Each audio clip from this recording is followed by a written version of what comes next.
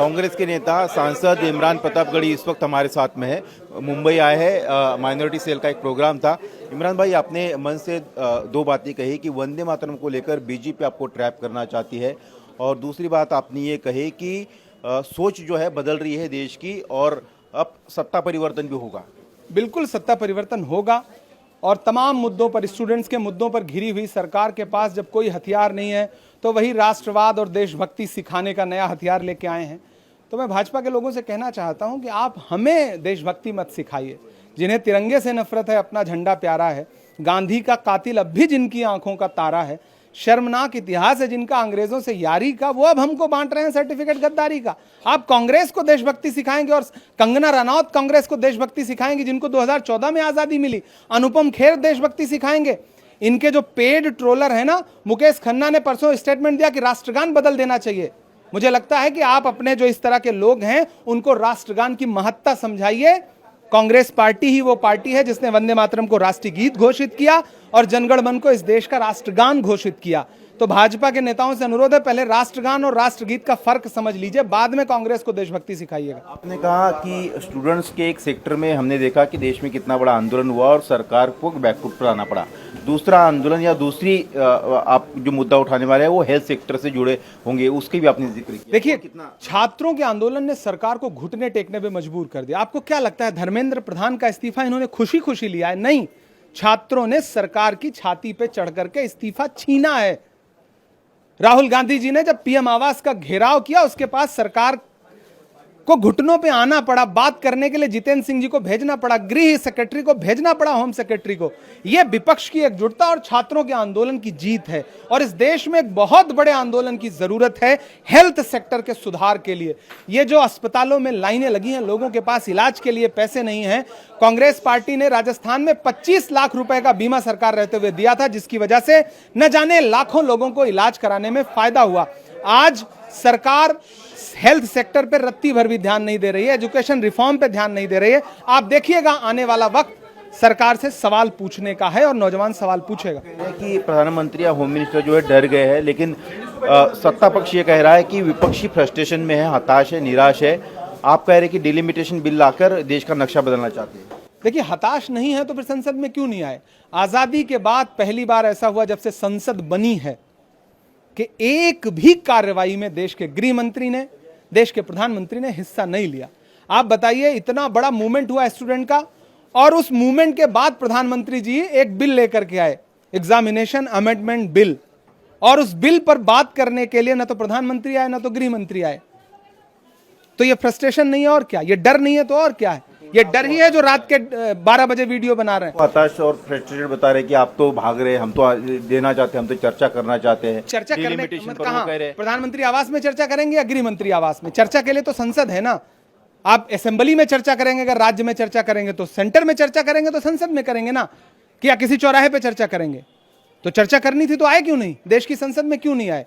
Media को सवाल पूछना चाहिए। मीडिया तो सिर्फ विपक्ष से सवाल पूछता है। आपने कहा डिलिमिटेशन के जरिए बीजेपी देश का नक्शा बदलना चाहती है, लेकिन बदल नहीं पाएगी। साजिश वही है। पिछली बार भी ले आए तो बिल औंधे मुंह गिरा, और इस बार तमाम तोड़फोड़ के बावजूद बिल लाने की हिम्मत नहीं दिखा पाए। अगर हिम्मत होती तो बिल लेकर के आते। बिल तो छोड़िए, एफसीआरए का बिल लाने की हिम्मत नहीं जुटा पाए, जेपीसी को भेज दिया। अब महाराष्ट्र से सांसद है, तो मुंबई में खासतौर पर, महाराष्ट्र में कई शहरों में उत्तर भारतीय लोग ज़्यादा रहते हैं। सरकार दरअसल ड्राइव चलाएगी, जिनको मराठी नहीं आती उनके लाइसेंस भी तक जो है रद्द किए जा सकते हैं आने वाले दिनों में। देखिए, ये वही भाजपा है ना जो अखंड भारत और वसुधैव कुटुंबकम का नारा लगाती है। तो फिर राज्यों में लोगों को बांटती क्यों है? मेरा सवाल सरकार से है। आपके लिए भारत का हर नागरिक भारत का नागरिक है, या फिर वो उत्तर भारतीय, मराठी, गुजराती, दक्षिण भारतीय? ये दरअसल भाजपा के रगों में है लोगों को बांटना। कांग्रेस सबको साथ लेकर के चलने की बात करती है और हम सबको साथ लेकर के चलेंगे। हमारे लिए हिंदू, मुस्लिम, सिख, ईसाई, दक्षिण भारतीय, उत्तर भारतीय, दलित भाई, आदिवासी भाई सब समान हैं। हमने देश को संविधान दिया, डॉक्टर बाबा साहब अम्बेडकर ने देश को संविधान दिया, पंडित नेहरू ने, मौलाना आजाद ने, महात्मा गांधी ने, सरदार वल्लभ भाई पटेल ने जो संविधान दिया उसमें लिखा है हम भारत के लोग, हम गुजरात के लोग, हम महाराष्ट्र के लोग, हम उत्तर प्रदेश के लोग नहीं लिखा है, हम भारत के लोग लिखा है। भारत सभी राज्यों से मिलकर बनता है। ये बात महाराष्ट्र की सरकार को समझनी पड़ेगी। सरकार 28 तारीख से धार्मिक स्वतंत्रता कानून जो है वो लागू करने जा रही है महाराष्ट्र में। उनका कहना है कि हम अब जबरन धर्मांतर नहीं होने देंगे। ये तो कई राज्यों में इस तरह के कानून लेकर के आए। इनके पास असली मुद्दों पे कानून बनाने का समय नहीं है, पैसा नहीं है। इनके पास ऐसे मुद्दे उठाने हैं जिससे जनता का कोई सरोकार, जनता मांग नहीं रही है कानून, फिर भी ये कानून दिए जा रहे हैं, ये कानून दे रहे हैं, ये कानून दे रहे हैं। जनता इनसे मांग नहीं रही कि FCRA का कानून लाओ, लेके आ गए। जनता इनसे मांग नहीं रही थी कि वक्फ का कानून लेके आओ, लेके आ गए। जनता इनसे ट्रिपल तलाक नहीं मांग रही थी, ये लेके आ गए। तो दरअसल ये वही करते हैं जो जनता नहीं चाहती है, और जो जनता मांगती है वो बिल्कुल नहीं देते, वो मजबूर होकर देते हैं। जनता धर्मेंद्र प्रधान का इस्तीफा मांग रही थी, नहीं दिया इन्होंने, मजबूर होकर के दिया। जनता अब एथेनॉल पे सवाल पूछ रही है। जनता इनसे पूछ रही कि होम मिनिस्टर आके स्टेटमेंट दें, पार्लियामेंट में नहीं आए। जनता प्रधानमंत्री से सवाल पूछ रही है कि बच्चों पे लाठियां क्यों चलाई, नहीं आए।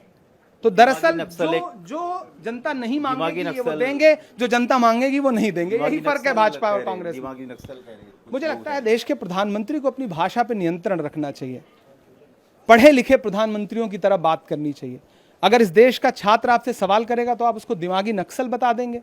साहित्यकार, इतिहासकार, कलाकार आपसे सवाल करेंगे तो आपके लिए दिमागी नक्सल हैं।